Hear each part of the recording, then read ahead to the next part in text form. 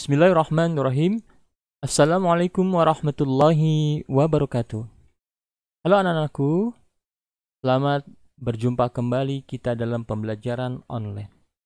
Pada pembelajaran kali ini, kita akan membahas masih di tema 1, di subtema yang ketiga, tetapi pada pembelajaran yang ketiga.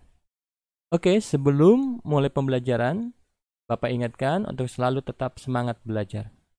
Silahkan persiapkan peralatannya, terutama buku paketnya dan alat-alat tulisnya. Oke, silahkan kalian persiapkan.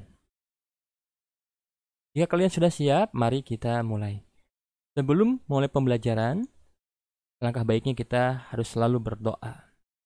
Kita mulai dengan berdoa. Allahumma inni as'alukal iman nafi'an wa rizqan thayyiban wa amalan mutaqabbala. Oke, silahkan anakku buka buku paketnya. Nah, kita sekarang masuk ke pembelajaran yang ketiga. Nah, pada pembelajaran yang ketiga ini, kita akan belajar tentang tak geografis ini. Ini adalah sebuah jembatan ya.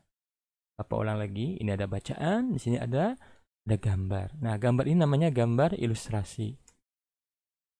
Bapak ingatkan kembali, apa itu gambar ilustrasi? Gambar ilustrasi adalah gambar untuk memperjelas suatu bacaan, sehingga dari bacaan itu kita bisa melihat gambarnya, oh seperti ini. Nah, otomatis gambar ilustrasi ini harus berhubungan dengan bacaan yang sedang kita baca. Berarti ini hubungannya tentang jembatan nanti. Tidak salah, ini adalah jembatan Suramadu. Itu jembatan yang menghubungkan antara Provinsi Jawa Timur dengan Pulau Madura. Kalian bisa lihat nanti di sini ya. Kalian bisa lihat ada berapa paragrafnya. Bacaan ini tentang apa. Nah, ini kita lihat di sini ada kondisi Pulau Madura yang terpisah dengan Pulau Jawa tersebut merupakan contoh kondisi geografis Indonesia pada umumnya. Jadi kita akan berbicara tentang letak suatu pulau ya, pulau satu dengan pulau satu yang dibatasi oleh lautan. Bisa lihat, hampir 2/3 wilayah merupakan lautan. Jadi letak wilayah kita itu 2/3-nya merupakan lautan ya, jadi lebih banyak lautannya daripada daratannya. Oke, silakan kalian nanti baca ya. Kita lihat nancunya. Ayo mengamati. Nah, kita amati sini gambar. Kita baca dulu. Ini lihat, baca. Lihat dulu. Wilayah Indonesia berupa kepulauan. Antara pulau satu dengan pulau yang lainnya disatukan oleh laut, mengakibatkan bervariasi potensi yang dimiliki oleh bangsa Indonesia. Jadi, wilayah Indonesia itu berupa kepulauan. Antara pulau satu dengan pulau yang lainnya itu disatukan oleh lautan atau dibatasi oleh lautan, sehingga menyebabkan potensi yang dimiliki oleh bangsa itu berbeda-beda. Potensi itu apa? Sesuatu yang dimiliki oleh sesuatu tempat tersebut. Nah, lihat kalian, lihat ini gambarnya. Nah, ini ibaratkan yang daratan ini adalah pulau ya. Ini pulau. Ini adalah pulau lagi. Nah, ini dibatasi oleh lautan, atau nanti disatukan dengan ini adalah lautan. Ya, dibatasi. Kita nggak bisa ke sini langsung. Kita membutuhkan alat transportasi. Lihat. Ini adalah contoh, ini pulau. Nah, ini Bapak, ini pulau contohnya. Ini juga pulau, maka dipisahkan oleh namanya lautan. Nah, kalau selat itu apa? Ini selat. Selat itu yang menghapit dua daratan. Ini namanya nanti selat ini ya. Ini selat ini. Ini pulau satu, contohnya pulau A, ini pulau B, tengah-tengah ada laut. Nah, ini namanya selat. Selat itu adalah sesuatu yang memisahkan antara dua daratan lah. Kalian nanti lihat di halaman 143 buku kalian. Ini berupa pulau, pulau. Nah, ini nanti dipisahkan oleh namanya lautan ya. Ini adalah sebagai gambaran letak negara kita. Dulu kita pernah kan melihat letak pulau negara Republik Indonesia. Nah, ini lihat. Ini pengaruh kondisi geografis Indonesia sebagai negara maritim terhadap kehidupan ekonomi masyarakat. Jadi negara maritim itu adalah negara yang sebagian besar wilayahnya adalah lautan. Apa itu kondisi geografis? Kondisi geografis adalah geo itu artinya bumi, rapis itu jadi grafis itu keadaan. Jadi keadaan buminya. Berarti dilihat dari lautannya, dilihat dari pulaunya, dilihat dari perbatasannya, itu namanya geografis. Nah, kondisi geografis sebagai negara maritim dan kepulauan membawa banyak keuntungan bagi bangsa Indonesia. Wilayah laut Indonesia yang sangat luas telah diakui oleh secara internasional sebagai negara maritim yang ditetapkan oleh UNCLOS pada tahun 1980. Jadi negara maritim dan negara yang jumlah atau wilayah lautannya itu lebih besar daripada jumlah daratannya. Nah, ini sangat luas sekali negara kita. Nah, sehingga sebagian besar wilayah negara Indonesia itu adalah lautan, otomatis sumber daya ikan itu banyak, ya. Ikannya banyak, terumbu karangnya banyak, ya, serta wisata baharinya sangat banyak banget. Dan sumber energi minyak dan gasnya juga banyak. Ekonominya tinggi ya di sini. Bahan mineral dan sebagainya. Oke, kita lanjut ke sini. Nah, ini. Ayo berlatih. Sebutkan jenis-jenis usaha atau pekerjaan yang berkaitan dengan pemanfaatan sumber daya alam laut Indonesia. Jadi pemanfaatan sumber daya laut Indonesia itu dimanfaatkan apa? Jenis pekerjaan yang berkaitan dengan pemanfaatan sumber daya laut. Otomatis yang pertama adalah nelayan, ya. Nelayan. Yang kedua yang berhubungan dengan laut itu yang mengemudikan laut namanya kapal, mengemudikan kapal namanya apa? Nahkoda. Atau dengan pariwisatanya di sini, ya, pertambangannya itu, dan kalian nanti bisa lihat. Oke, lanjut di sini. Nah, ini. Nah, berikut adalah beberapa dampak yang dikabarkan oleh letak dan kondisi geografis bangsa Indonesia sebagai negara maritim atau negara kepulauan. Di sini ada dampaknya. Nanti bicara dampak atau akibatnya itu biasanya ada dua. Ini dampak positif atau dampak negatif. Kalian bisa lihat di sini. Komunikasi dan interaksi antar penduduk menjadi lebih mudah karena satu penduduk itu ya tetap di situ, tidak bisa keluar, ya, karena dibatasi oleh lautan. Terjadinya pembauran, pencampuran atau perbelungan nilai antara pulau dan antar negara. Munculnya perkampungan etnis tertentu seperti Pecinan dan Kampung Arab. Kalian bisa lihat di sini. Nah, ayo menulis apa kalian menulis di sini? Nah, oke. Di menulis ini kalian disuruh ada dampak positif, tentunya juga ada dampak negatif. Coba ceritakan berbagai dampak yang timbul sebagai akibat dari letak geografis Indonesia sebagai negara maritim. Nah, dampak positifnya dampak yang baik atau dampak yang menguntungkan. Balikannya, dampak negatif adalah dampak yang bisa merugikan, ya, atau tidak menguntungkan. Contoh, dampak positif negara kita sebagai negara maritim yang jumlah lautnya banyak atau pulau-pulaunya banyak. Yang pertama tadi satu, ya, sumber daya lautnya itu sangat banyak. Dan yang kedua, komunikasi antar penduduknya itu lebih mudah. Nah, kan dampak negatifnya apa? Jauhnya jarak antara pulau satu dengan pulau lain, sehingga transportasinya agak sulit. Dampak negatifnya, nanti kalian bisa lihat ya di sini. Kalian bisa lihat dari sumber buku yang lainnya untuk menjawab soal 146. Kita lanjut. Nah, kreasi, nanti kalian disuruh untuk apa di sini, ya? Berkreasi. Di sini gambarlah sesuai dengan yang kamu dapati melalui surat kabar, majalah buku, atau internet. Berikan penjelasan singkat dari setiap gambar yang kamu kumpulkan. Susunlah gambar-gambar yang telah kamu kumpulkan menjadi sebuah buku. Ya. Clipping, ya, kita belajar tentang clipping. Clipping itu semacam gambar-gambar. Ya, kalian mencari nanti gambar. Ini seringnya apa disuruhnya adalah tentang kondisi ekonomi dan sosial masyarakat. Contohnya ini dari gambar para nelayan, gambar para pekerja, nanti kalian kumpulkan, ya. Clipping itu apa, gambar, ya. Nah, nanti dikumpulkan dari gambar itu ya, berbagai macam mata pencaharian itu dikumpulkan. Nah, namanya clipping. Ayo menulis. Nah, menulis ini kalian disuruh apa nih?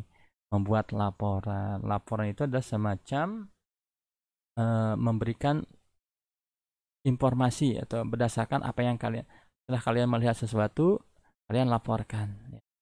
Laporan itu bisa berupa dua, berupa tulisan atau langsung berbicara. Tapi kita di sini akan belajar tentang menulis. Jadi laporan itu dalam bentuk tulisan. Ini laporan pengaruh kondisi geografis bangsa Indonesia sebagai negara maritim terhadap kehidupan ekonomi dan sosial masyarakatnya. Dampaknya tadi kan pengaruhnya ada dua, pengaruh positif, pengaruh negatif. Kalian nanti bisa lihat sini. Kehidupan ekonominya sebagai negara maritim atau yang jumlah lautnya banyak dan pulau-pulaunya banyak itu apa kehidupan ekonominya? Ya, sangat menguntungkan karena jumlah wisatanya banyak nanti ya. Sumber daya lautnya juga banyak gitu kan. Kehidupan sosialnya bagaimana? Nanti kalian bisa lihat ya. Ratlan 147. Ayo membaca. Nah, dalam membaca ini ya, kalian harus perhatikan yang pertama tentang kalimat inti dari setiap paragraf. Nah, ya, ada berapa nanti? Nah, untuk ayo membaca ini, di sini kejayaan bahari masa lalu ya. Namanya judul oleh Dr. Y. Pawanganan, MSI, MSc. Nah, ini adalah yang menulisnya atau penulisnya, penulis dari karangan yang berjudul Kejayaan Bahari Masa Lalu. Ini sejarah sampai sejarah lagi namanya paragraf. Ini satu paragraf.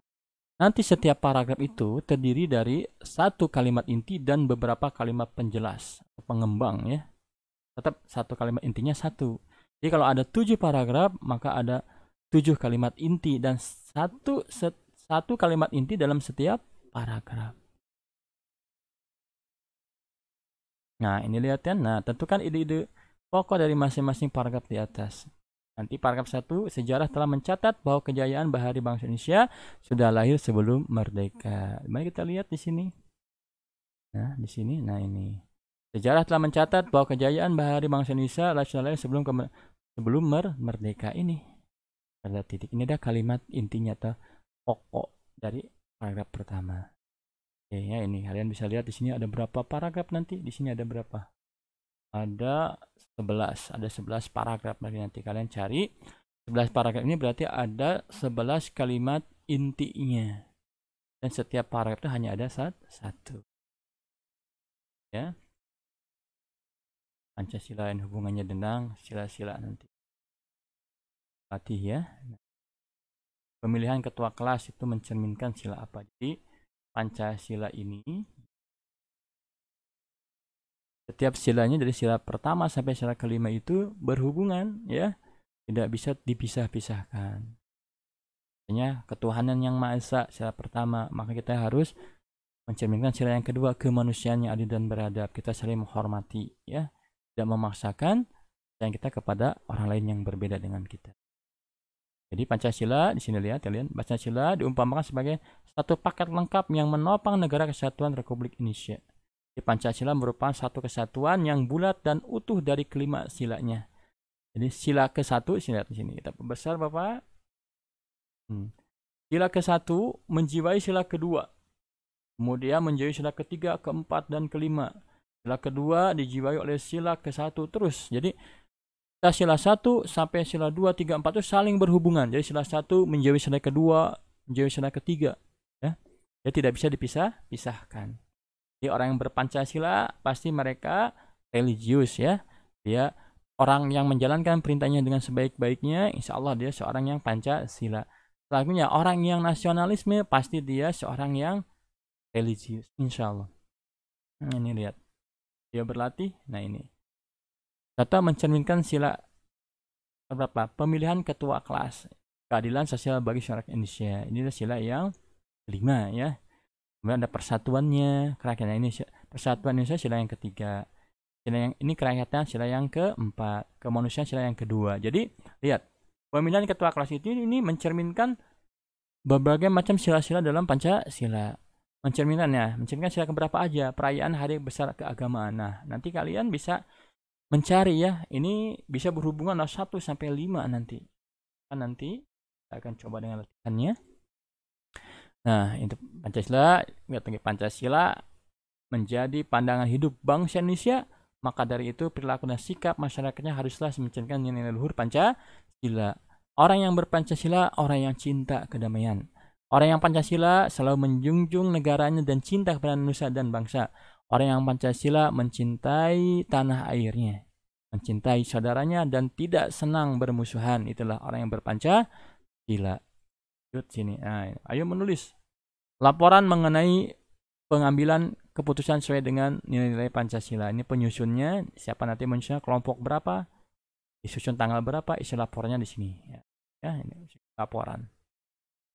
Nah, dengan mempelajari letak geografis dan kondisi geografis Indonesia sebagai negara maritim, kita makin bangga dan bersyukur menjadi warga negara Indonesia.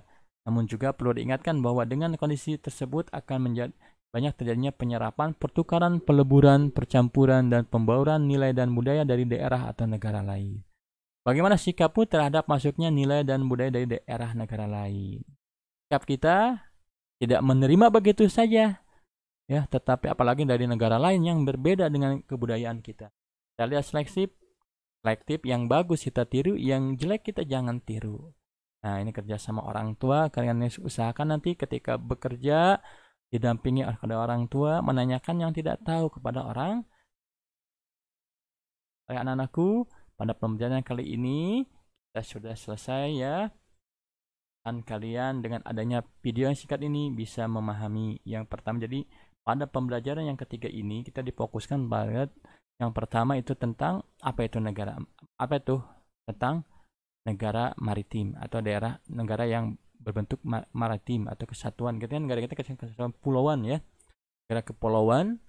Jadi pulau-pulaunya satu dan satu itu banyak dipisahkan oleh lautan. Nah, makanya maritim adalah negara yang jumlah lautannya lebih banyak daripada daratannya. Dan yang kedua, kalian harus mengetahui tentang sila-sila Pancasila, bahwa sila Pancasila itu saling berkaitan antara sila yang 1 sampai sila yang kelima. Yang ketiga, kalian harus bisa membuat laporan ya. Melaporan itu adalah berdasarkan kalian amati, kalian lihat nanti ada bentuknya itu siapa penyusunnya, tanggal berapa kalian melihatnya, itu membuat laporannya itu, dan apa isi laporannya tersebut. Yang ketiga, bagaimana kalian harus disuruh bagaimana kita berhubungan dengan kebudayaan dari negara lain ya, bagaimana sikap kalian. Oke anakku, kita tutup. Subhanakallah wa bihamdika asyhadu an la ilaha illa anta astaghfiruka wa atubu ilaik. Wassalamualaikum warahmatullahi wabarakatuh. Sampai bertemu di lain waktu. Bye bye.